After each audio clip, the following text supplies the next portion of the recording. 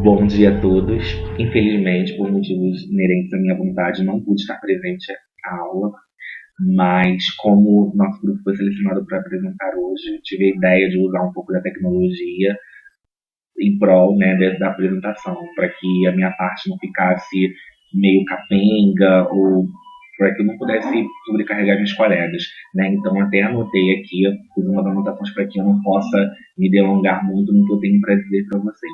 Então, como a Viviane já apresentou a sequência básica, eu vou iniciar a apresentação sobre a sequência expandida, que seria uma metodologia alternativa à sequência básica.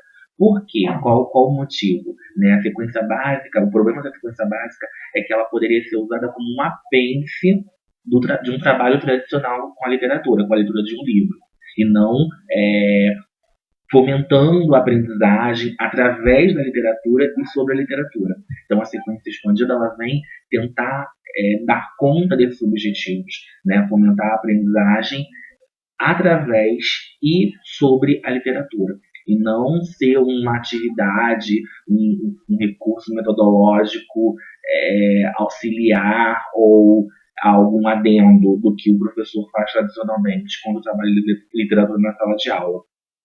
E os autores, o autor, né, fez uma pesquisa e ele queria demonstrar essa sequência expandida de forma prática. Então, decidiu-se trabalhar mostrar essa sequência, exemplificar essa sequência com o Curtiço, que é um livro do nosso cânone naturalista, e ele explica o porquê que o Curtiço foi escolhido para desenvolver essa pesquisa e apresentar no livro a sequência expandida. Né? Ele usou alguns critérios. A equipe lá, quem participou das aulas que ele ministrou, dos cursos que ele ministrou, então eles fizeram algumas pesquisas de campo e eles queriam eleger uma obra que fosse difícil na opinião dos professores, de difícil leitura para os alunos, uma obra que tivesse um grande valor simbólico, uma obra que tivesse alguma relação com o cotidiano do aluno, algo que o aluno poderia relacionar com os dias atuais, e que fosse uma obra que apresentasse, né, fosse realmente uma fonte de novas informações para o próprio professor, não só para o aluno, mas para o próprio professor. Então, a partir disso, eles selecionaram o Curtiço, né, se adequou perfeitamente dentro desses critérios. E o início da sequência expandida começa com uma motivação. Então, a motivação seria alguma atividade que introduziria os alunos ao universo literário. Então, seriam atividades as quais os alunos seriam levados a comparar o livro, a temática do livro com alguma outra situação, e o professor iria também justificar a escolha, o porquê de estar lendo aquele livro, o porquê daquela escolha. E são diversas atividades motivadoras que o professor pode realizar na sala de aula. Então, ele destaca algumas dessas atividades. Então, no caso do Curtiço, poderiam ser feitas as seguintes atividades. Recortes de jornais e revistas, de propagandas de moradias, de condomínios, para que os alunos possam comparar as suas próprias moradias e as moradias apresentadas por esses textos. Ou pedir para que os alunos imaginem, né, como seria a vida deles morando em um desses condomínios apresentados por esses jornais, por esses classificados, enfim, por essas propagandas. Uma segunda atividade poderia ser uma sugestão, apresentar aos alunos, trabalhar com os alunos uma matéria de jornal que falasse sobre a expansão dos condomínios fechados nas grandes cidades. Uma terceira opção seria o uso de gêneros textuais que levassem ao entendimento do humor trabalhado em relação às pessoas que fazem parte de um condomínio fechado, o porteiro, o síndico, os moradores, ou seja, charge, piada, com os quais os alunos poderiam ter contato de uma forma mais crítica sobre a relação interpessoal dentro desses condomínios fechados. né? Poderia ser feita uma montagem de um condomínio com recorte e colagem. Se o professor achar, julgar que a atividade de recorte e colagem para a turma dele é algo muito infantil, muito primário, então poderia também apostar em depoimentos de moradores de condomínios fechados, de pessoas que trabalham em condomínios fechados, para que o aluno perceba como é, se ele não mora, né, no condomínio fechado, para que o aluno perceba como é o dia a dia, como é essa realidade. E o foco dessas atividades de motivação é a preparação para a leitura do texto literário. Então, eles não podem ultrapassar uma aula, porque senão isso se perde o foco para a preparação. Então, a preparação tem que ser rápida, uma atividade que estimule a imaginação, estimule a participação dos alunos. E, a partir, né, dessa motivação, nós passamos para a parte da introdução, que a introdução também pode ter diversas abordagens, diversas técnicas, e uma delas seria uma breve apresentação da obra do autor.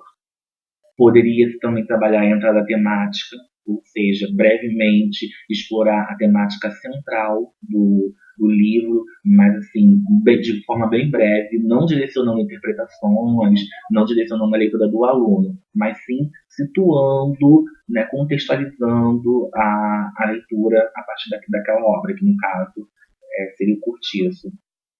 Poderia-se também comparar com os alunos, né, se houvesse na biblioteca da escola, comparar várias edições para públicos diversos do livro, o Cortiço. Então, comparar o original com uma adaptação, no livro mais voltado para o público juvenil, e o porquê dessas escolhas, o porquê da escolha da capa.